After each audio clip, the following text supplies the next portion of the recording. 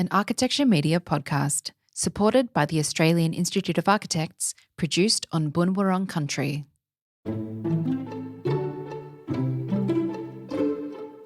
Welcome to Design Speaks Weekly, a podcast that explores the biggest stories in Australian architecture and design. I'm your host, Georgia Burks, and today I'm joined by Justine Clark of gender equity organisation Parlour to speak about the latest data on wage gaps and pay equity in architecture and find out how practices, individuals and the profession can action change. But first, here's the latest news headlines from Architecture AU. In the news this week, a 3-tower proposal at the edge of Melbourne's Queen Victoria Market has secured final heritage approval from the federal government. Designed by a national team of architects and landscape architects, the project will deliver more than 2,000 apartments and a 1.8-hectare park known as Market Square. In Sydney, a 56-storey skyscraper by FJC Studio has also been approved for development, despite exceeding the site's previously approved building envelope. Set to replace a 1970s office block that overlooks Hyde Park, the new tower will include hotel suites, residential apartments, and a pedestrian cross-block link on access with Anzac Memorial. And finally, the national and state winners of the Australian Institute of Architects 2025 Super Studio Design Competition have been announced, with a Tasmanian team taking out the national prize for their project, False Idols. Those are the headlines for this week. For the full stories and more news, visit architectureau.com. I'm Adair Winder. It's Tuesday, August 19.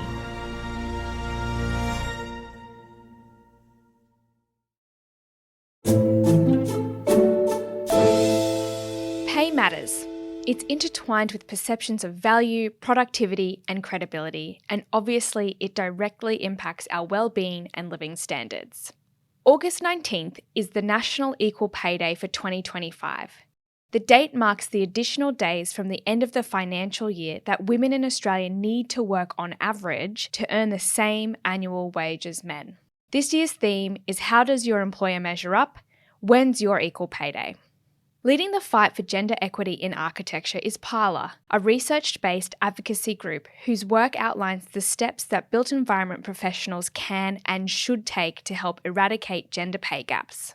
In today's episode, Parlour co-founder and director Justine Clark shares Parlour's findings from the Workplace Gender Equality Agency's 2025 pay gap data and how this information is shaping how we identify, measure, and reduce pay inequality in the workplace.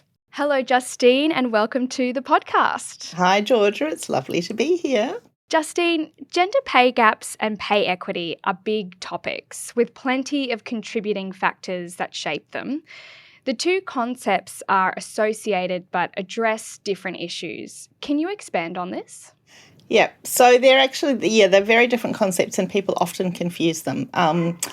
The factors that lead to them work together. So pay equity, pay equality, is talking about like-for-like pay gaps. So whether you and the person next to you doing the same kind of job with the same level of experience and skills and capability are paid the same amount. And if you're not, then that's pay inequality. So it's that like-for-like stuff. It's the thing that if you find the pay records on the photocopier and you discover you're being paid $20,000 less, it's like you just sort of set your hair on fire. It's that level. Now, a gender pay gap is a much larger idea. It's a much bigger picture calculation. It can be done at the level of a profession, of a country, of a industry, and of a practice or an individual company, or even if a company is big enough, a level within that company.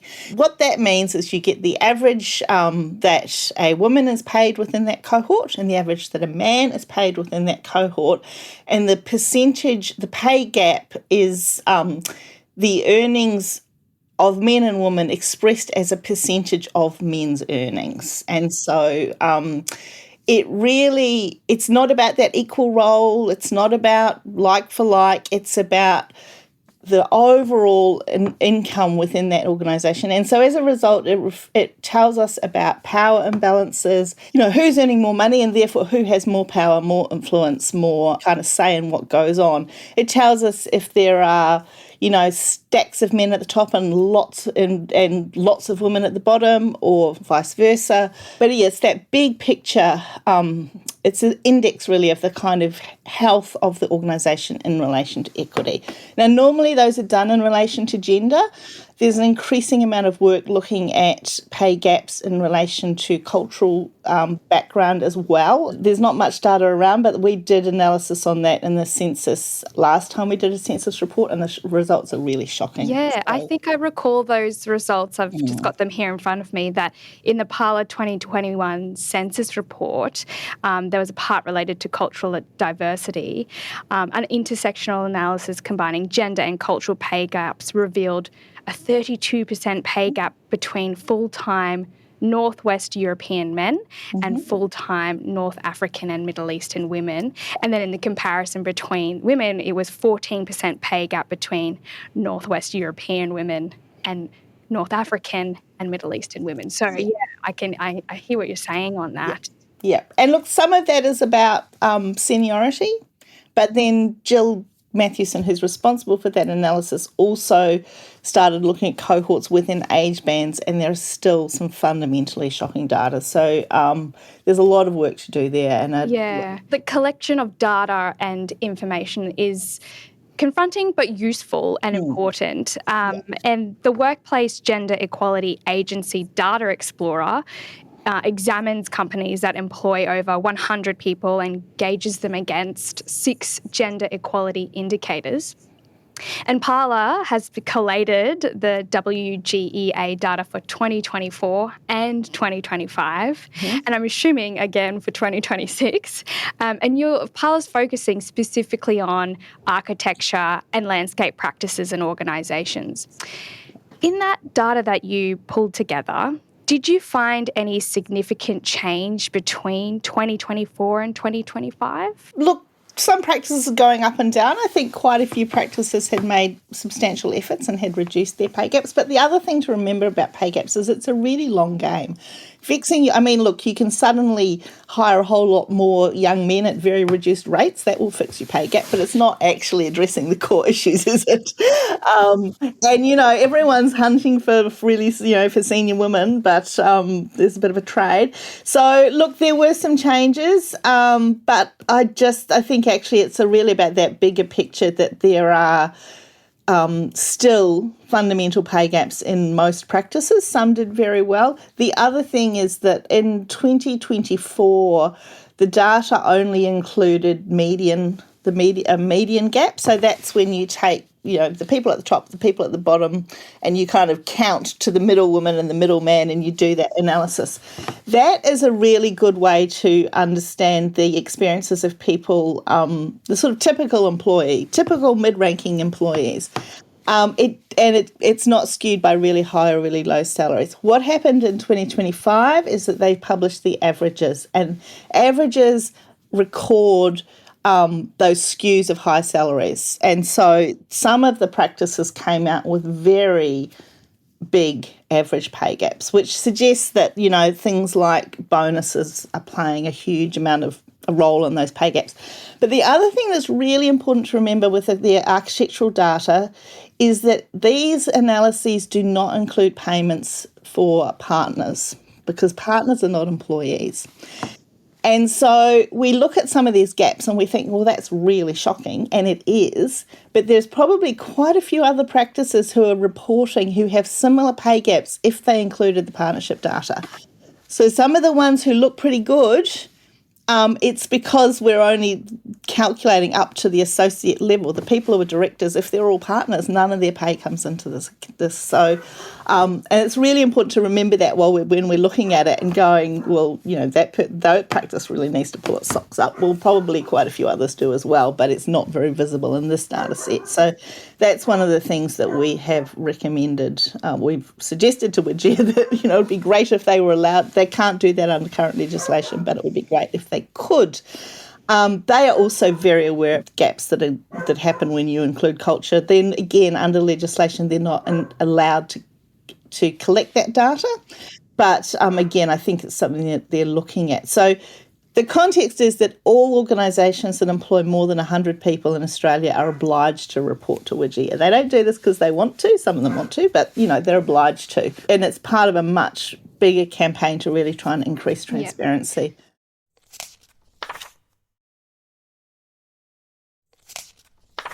There's a number of pieces of legislation or policy that's looking to reduce, I guess, the difference between remuneration. One of them is the Australian government's pay secrecy legislation, which was introduced in 2022. And that gives employees the right to share or not share information about pay and employment terms and conditions. I guess with transparency about remuneration, key to reducing pay inequality, why do you think it's still such a taboo topic, and how can we encourage discussion? Look, don't you think one of the problems with architecture is that no one likes talking about money? Me included. Like, Yes. just makes me squeamish. And this is one of them. I know this is a much bigger problem than just around pay. It's about fees. It's about it, and so we're all just a bit too nice middle class, right? But we all get a bit awkward. It's all just a bit icky, and I think we all just have to sort of get over it. And I mean, certainly, I think sharing information about what you're paid, I would say particularly to the men out there, if you could share with your female colleagues what you're being paid, that would be very productive. I mean, there was news recently about research suggesting that AI, ChatGPT et al. Are advising women to ask for less pay than men because it's trained on the data that we have in the world, and the data we have in the world tells us that women are paid less than men. So these are very deep systemic issues, and the more we share knowledge, the more we have data, the more we can change. And so for Parlour, we've always found data to be an incredibly useful shock to action. I mean, on one hand, it tells us what's going on. I mean, the first time I read pay gap data, which I think was probably 2015, I couldn't believe it. I was really shocked. It shocks us, but it also just then helps us to understand the patterns and the differences. The really good thing about the WGEA data is that in addition to telling us about pay gaps, it tells us what sort of policies people have, what are in those policies, what the makeup of different cohorts within each organisation is. There's a vast amount of information there, and a vast amount of information about what's possible and what could be. And it's really part of a big campaign that they're on to increase transparency, to try and, because just hoping people are going to sort of have decent workplaces out of the kindness of their hearts is clearly not working. So, I mean, and this year they've released a pay gap calculator, so you can go and find out what your own organisation's pay gap is, and then you can put that percentage into the pay gap calculator and work out when your equal pay day is. Exactly. And that's saying, that goes back to that age-old saying that knowledge is power. And I guess also that's part of what Parlour's doing as well. And you've got these guidelines that you're re-releasing, updated versions. And the guidelines are on pay equity and pay gaps. And they list plenty of strategies that practices, individuals and the profession can take to reduce differences in remuneration. From your perspective, Justine, what is the most critical action that all involved in the built environment can take to, I guess, propel the reduction in pay inequality? Well, there's never one answer, is there? There's always lots of things. But I would say just doing a pay equity audit, doing an audit at like for like is the absolute minimum. Just check you're paying people fairly. That's the absolute basic. But doing a gender pay gap audit is really important. There's a lot of information out there about how to do it. And because then you've got, as we were saying, you've got data, you can start understanding what's going on, you can start seeing where the patterns are, you can start seeing where the problematic patterns are. And then a decent analysis will go to everything. It will go to how you hire people, go to how you promote them, how you what you offer in terms of flexible work, part-time work, parental leave, all the rest of it. It goes to the whole sort of system. So start with a pay equity audit and then do a gender pay gap audit, and then take action. Doing those audits is not enough. Like actually implementing and do something. Yes, exactly. And surely that's good for business, Surely that's good for business. I mean, surely staff retention, all the rest of it is valuable and worthwhile. And, the data on how much it costs, staff turnover costs, is again quite shocking. And I think that's probably one thing that, people aren't very good in architecture and factoring into, like, what is it actually, hiring and firing, what does that cost? Or the, people leaving. That's a fantastic answer to that question, Justine. Look, to end our episodes, we ask our guests all the same questions. So I'm going to throw the same one to you.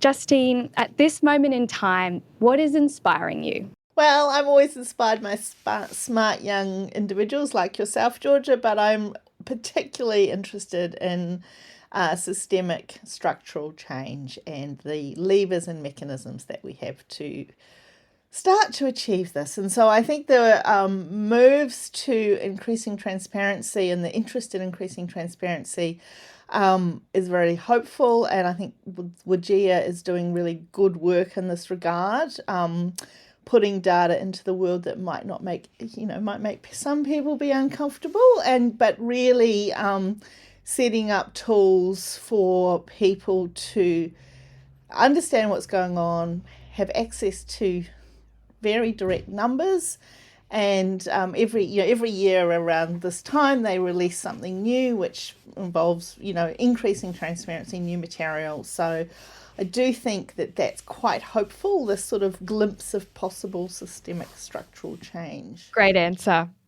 The hopes of possible systemic change. We love that. Justine, thank you so much. And we'll add some links into our show notes for where people can find all of those helpful resources. Thank you so much for joining me on the podcast today. Thank you for having me.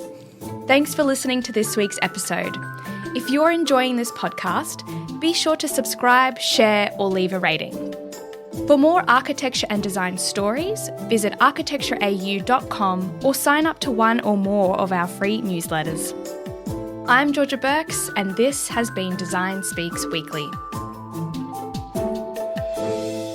Design Speaks Weekly is produced on Boonwurrung country.